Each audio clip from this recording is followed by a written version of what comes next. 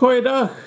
Good day, fellow South Africans. And we're now getting some background history to the cause of the riots and the absolute chaos happening in Zimbabwe. And it's thanks to a comment. I do follow my comments, and I miss a lot of them, so my email is always safer. But I did come across this one from Lackadaisical, and here's a shout out to him. And what he's saying makes sense. Okay, it might be total BS, but because it makes sense, and the companies referred to are legitimate, and you can go and Google them.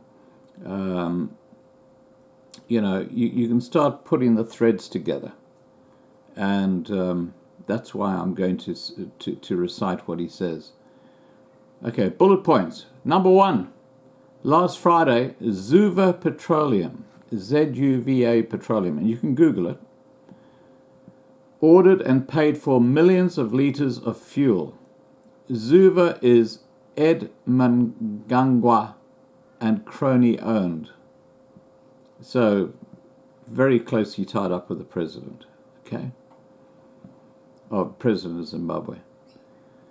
2, Saturday last, the president calls a sauna at night and announces that fuel will increase by around 250% at midnight. And that's why he had the car parks where people were just trying to get petrol for the price increase. 3, Zuva makes a cool $40 million overnight. 4, the president hires a $2 million Dreamliner jet and flies out of the country the next day to Russia with an entourage of about 30 people. Yep, we know that. 5, Sunday last, the ZCTU calls for a 3-day stay away to begin at midnight. 6, the president says he hopes that companies won't put up their prices. Transport costs skyrocket overnight. On Sunday night, I decided not to open. On Monday, I am a service provider and have trucks traversing all over Harare. The stay away started slowly. Bulawayo begins to shut down first and serious riots break out. Harare is mixed, part open and part closed. As the day wears on, serious messages begin to circulate warning cities, towns, all businesses, schools, and all activities to close immediately and go home. Riots and skirmishes begin to break out everywhere. Roads are blocked with rocks and burning tires. The social media, WhatsApp warnings increase. Everything begins to shut down. At least 2 police stations and 3 toll gates are burnt down. Vehicles that are moving are stoned, burned, or turned over. We are told to avoid service stations and government buildings, etc. Tuesday morning, just after 9 a.m., we suddenly lose the internet and we resort to SMS and phone calls. It's very hard to lose comms. No public transport moves at all nationwide, and everything systematically shuts down. The stories still come out. From Monday night, Chiwenga sends out the army, CIO, ZANU-PF militia in plain clothes to break into houses, beat, shoot, torture, and intimidate. Zimbabwe knew it was coming, and the people fight back. The rumors fly thick and fast. The ZRP are totally overwhelmed by angry Zimbabweans. And then he goes on. This is on the 18th, that's Friday, 18th of January. Just got this message from Zim about what's happening on the ground so far. The 48-kilometer peg to Bindura at Cheza, the bridge, has been destroyed. Nyanga Road from Rusapa barricaded with big stones and wood logs before London store. Christmas past Mutare, closed with big stones. Motorists asked to go back. Domboshava, 1 soldier killed by angry mob. A military 4-ton truck with armed soldiers fled Hatcliffe shopping centre as civilians notified carrying 3 machine guns. Bait Bridge road closed at Ngundu Halt.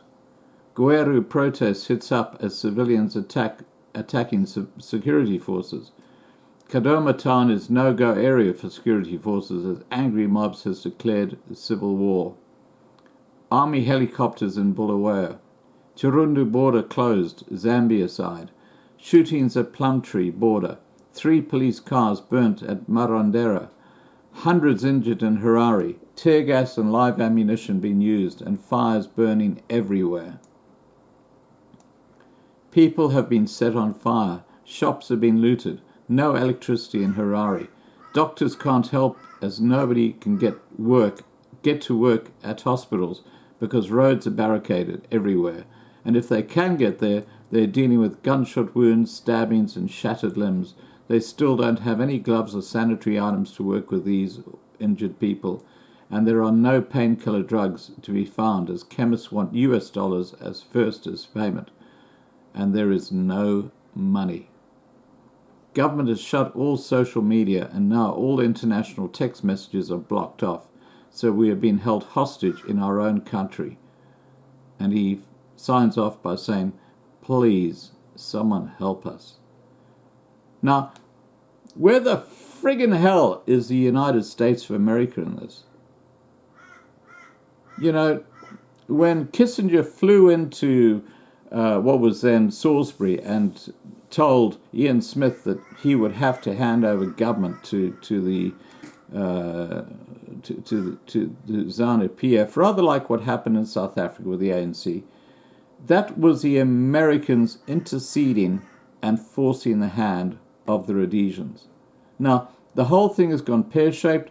There are a lot of people, black, white, of all colors, who are facing death and starvation. And yet the US acts as if it's not happening.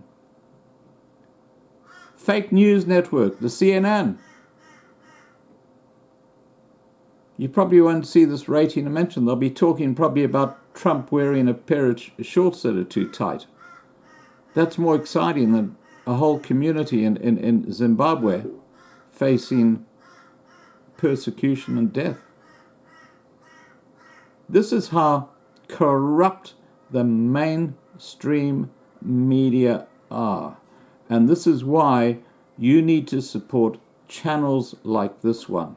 We need to get the message out because CNN, MSNBC, SATV, all these channels, they are just cactus. They're rubbish.